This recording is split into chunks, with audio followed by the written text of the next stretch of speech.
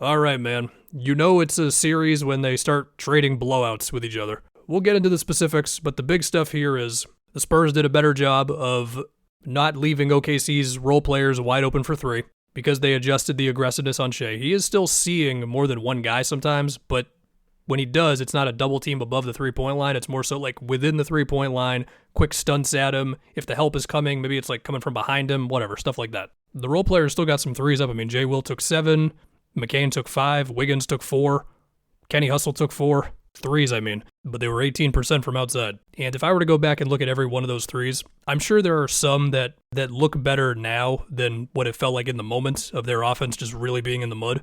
We'll talk about Chet. But before we do more, look, J-Dub and AJ being out to go along with that stuff and OKC having a cold shooting night with the threes they could still get meant that SGA just had a whole lot of ball handling responsibility. They tried some pin downs. They tried some DHOs. I mean, iHeart wanted to get him a DHO on one of them, and then Castle stole it from behind on iHeart. And that's, of course, going to be a massive thing the rest of the series. AJ and J-Dub, I don't know. We'll see. The other thing, too, was there were more just 2v2 screen actions. I mean, we saw it on the first couple of plays of the game where iHeart kept on shooting floaters versus Wemby, where Castle was all over SGA. And throughout the game, they were trying to get SGA some different things. Like, he had a couple of empty side actions, like to get, I think Chet drew a foul on one of these. He had a jumper over Dylan Harper on one of these. But for the most part, it was just Castle and SGA battling. We got bumps and reaches and contact. And NBA.com tells me Shea was 3 for 9 on mid-range and 0 for 2 on paint jumpers, but not shots right at the rim. That does track. I mean, you dare him to just make more of those difficult fadeaways when he's got Wemby waiting for him at the rim. And on a lot of little screen actions, it would just be a switch, like Vassell switching on him. Some of these switches were happening like within the three-point line because they tried screens for him within the three-point line, like try to get him some different stuff when it wasn't involving the center. And then, of course, in the last game, we saw they were bringing the early doubles on him, and it's Case and threes, and especially Caruso and Jay Will threes, and McCain didn't get as many threes, but he was able to like get inside off of these things, right? Get into his pull-up too, all that, and well, when the doubles are not coming, when you're switching more, when you're daring him to be more of just a beat us on the ball type of thing, we still bring some help, but we're going to be a little smarter about it.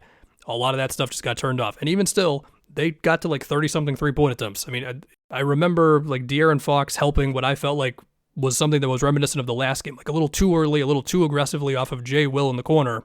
Jay Will misses this open three. Caruso also didn't even get a three ball up. I mean, I did think there were also some stretches in this game where like Caruso was in the game, but Wemby would just be on, let's say, iHeart anyway.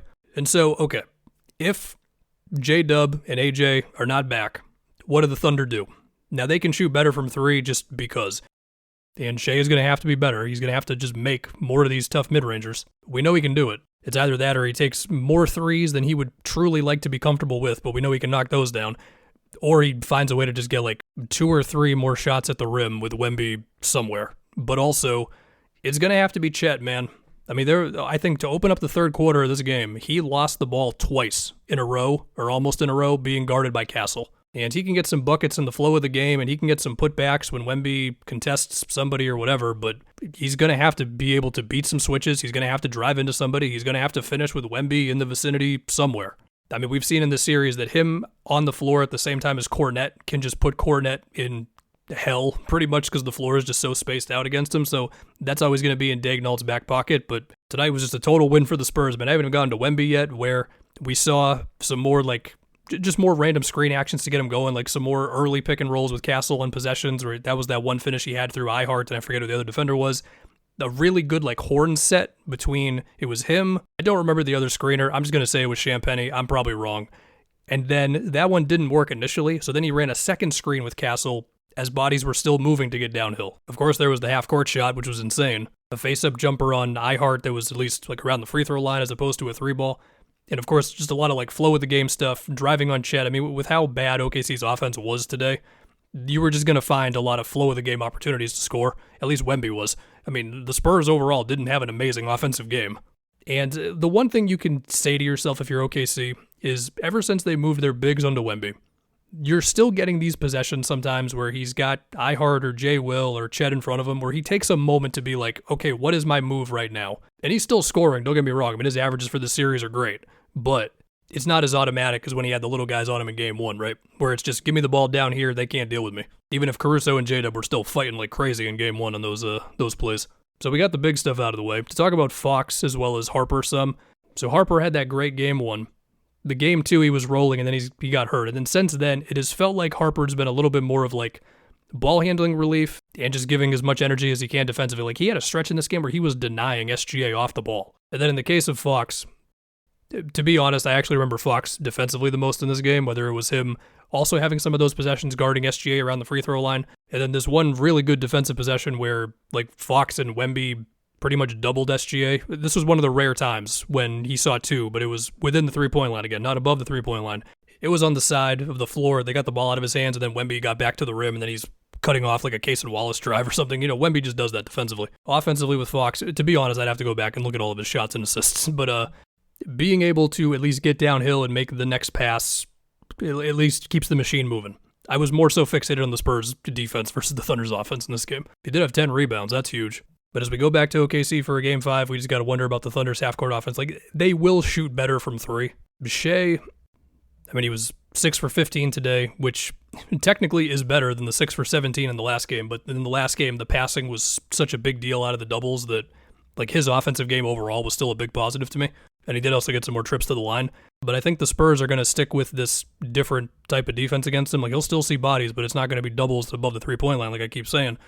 And so I am wondering if there's like some empty side actions that they can really lean on. But again, like when they did sprinkle in an extra body on him, it was usually when there was like an empty side thing.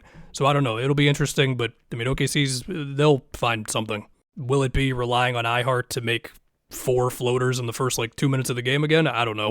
iHeart played 18 minutes in this one, and I do still remember game 2, the amount of seals he was able to get on Wemby in the paint, so Wemby didn't just have free reign to contest like an SGA or a J-Dub short jumper. That's the type of thing where you're probably only going to freak him out with it once. That doesn't mean you still can't have your moments of doing it still, but, well, whatever, we'll see. And then once again with Chet, you can get into lineup stuff of, like, does Isaiah Joe need to be out there more? He was out there for 19 minutes. He was 2 for 7, but we know what Isaiah Joe can do. 2 for 7 from 3, I should say. And you do still see the occasional moment where, let's say, Shea will drive on, like, the left side of the paint as Wemby is guarding somebody in the right corner. Like, I think he was playing off of J. Will on one of these SGA layups, so they are looking for those. It's just tough to get him too many times, and even if you do get it, he can just cover so much ground anyway. He blocked SGA going from one side of the court to the other in one of these games. Also, another optimistic swing for OKC. Luke Cornett was still a negative today. But yeah, we now have a 3-game series, and I'm speaking it into existence. We're going to go to a Game 7, and all 3 games are going to be amazing. We will see with AJ and J-Dub. They got to be healthy. Is there any ref talk to be had? I know people were mad at the one foul that SGA drew on Fox, and I know Thunder fans were mad at how physical Castle was being. I don't know. It's been a pretty wild, 48 hours of ref talk involving the series. I knew it was coming. The other optimistic thing for OKC, Keldon Johnson is just having a rough time with trying to score. Did I imagine him hitting the side of the backboard in the corner when Wemby skipped it to him from the other corner? Or was that a different game? Did I just get games mixed up? Anyway, that's about it. Have a good one, guys.